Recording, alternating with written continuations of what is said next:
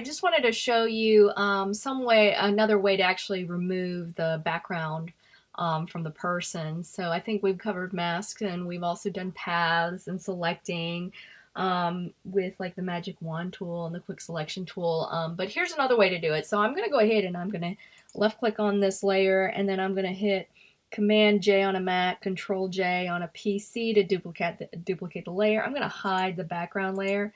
So now layer 1 is selected. So under the eraser tool, there are some hidden tools here. One is the background eraser tool. So this is kind of a nice tool if you want to do around somebody's hair and they've got a lot of little flyaways. So with this, I can left click. I have this set to this middle one right here. And I have it set to contiguous, meaning that the pixels that are touching each other, they're the ones that are going to be affected. So I'm going to zoom in on this girl's hair. I am going to left click once, and it basically samples this area, and see how it removes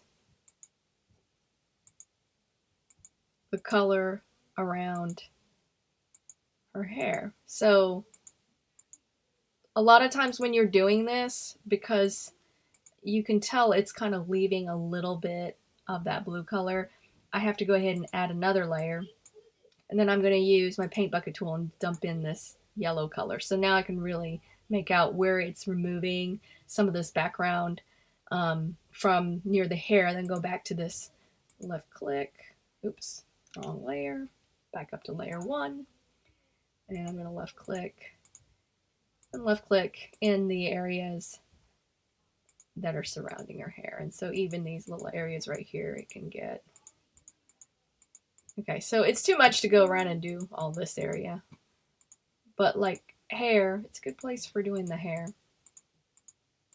Okay, so another tool that I'm going to show you is to remove the background, but these are all permanent, so it's like you're losing part of the photo because when you're doing this. So I still prefer doing a mask, but here's another one using the magic eraser tool. So this one will give bigger sections and erase them out. Have it set to about 32, anti-alias, contiguous. This is if you had more than one layer that I wanted to do that on, but I'm just going to do it on this one layer, and I'm going to keep the opacity at 100. So if I left click once, everything that's the same value color, it's going to get rid of. So it's going to knock out a bunch. See, it takes out a lot of these pixels that are the same. But once you start actually getting, see, ate away, so I probably don't want to do that part. It keeps eating away her shoulder, so I'm not going to be able to do it on that side of her. Anyway, so it got this side pretty well, but this side it's removing her shoulder. So this I want to right click, go back to my background eraser tool, and this is where I'm probably going to want to get rid of some of these pixels here that are touching, and I'm just going to left click. See, I'm going to get rid of around her arm. So just got to remember where the crosshairs are. If it's set to a different area and not on my, where there's nothing there. So I got that part cleaned up, and then I'm going to right click, go back to my magic eraser tool. See, now it's doing a better job. And these little pieces here, I'd probably just, you can Shift E to go through and rotate through your tools, and then I'll just erase out what I don't want. But with this, like I said, you have permanently gotten rid of your background.